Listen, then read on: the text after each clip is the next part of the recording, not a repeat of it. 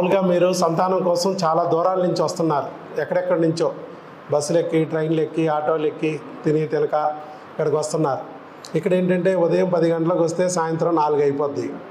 మధ్యలో మధ్యాహ్నం టైంకి ఆకలి వస్తుంది, ఆత్మారాముడు అరుస్తూ ఉంటాడు కదా. సో ఇదివరకు ఏంటంటే భోజనానికి బయటికి పంపించేవాళ్ళం. దానివల్ల కొత్త ప్రదేశం అవడం వల్ల చాలామంది దారి తప్పేవాళ్ళు, ఆ తెలియక ఆ హోటల్కి అటు ఇటు తిరుగుతూ ఇబ్బంది పడేవాళ్ళు.